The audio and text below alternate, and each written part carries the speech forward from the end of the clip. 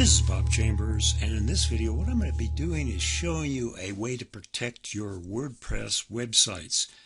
Recently there's been a number of attempted hacks into websites that are run on WordPress, and a number of them have been very successful. So this is the first step in protecting your website. As you can see, here is a result of a failed attempt by a hacker, and I'll show you how I got all of this information in another video. But in this case here, what I wanted to show you was, you see that they were using the user information of admin. Now, if you use Fantastico to install your WordPress into your server, what you're going to find is that they generally put in admin for the user, and of course you don't want to do that. However, if you've got a lot of WordPress websites that you've already built, chances are you're using admin. Now what happens is there are two inputs to control the WordPress. The first one is the user and the other is the password. Now if the user, you can see how someone would be trying to guess both the user and the password in a normal situation. However, they can start with admin and only have to guess your password. And there's a number of passwords that everyone tends to use. So it makes it very easy for them to hack into your WordPress website. And from there, who knows what all damage they can actually do. So here, that was one web attack. Here is a second one. And so you can see again, they're using that admin. Now let's just go over to a web blog that I have. And let me just move this over a little bit so you can see more of the page. And so let me show you what I mean by that admin bit.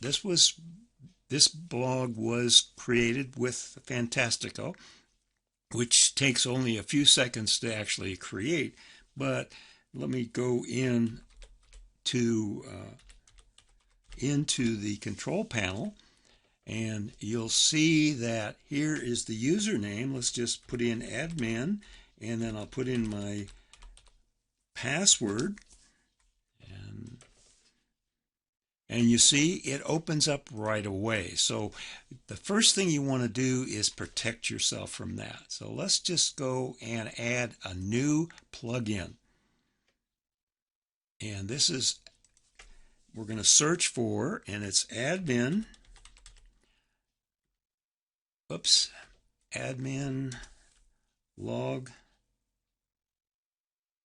renamer extended. We put that all in, we click there, and here is the admin renamer extended. You can see it's got 5 stars, and so we click on install now.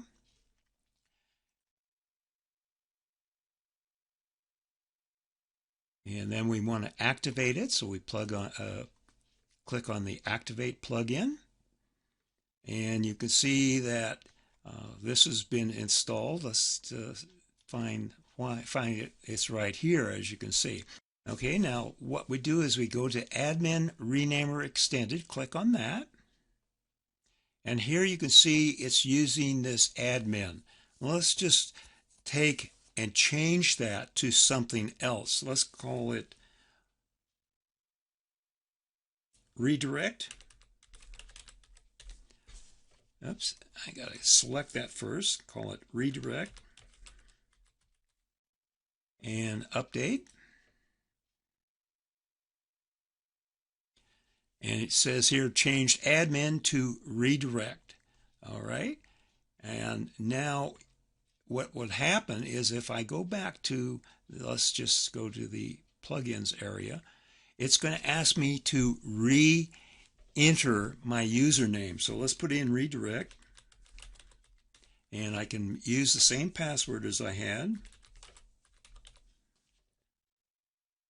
And click login. And you can see what I've just done is I've changed the username from admin, which is the one that they're attacking all the time, to something different. Now I could have used a number of different things in there to be the username, and this is the username that gets you into the dashboard of WordPress itself.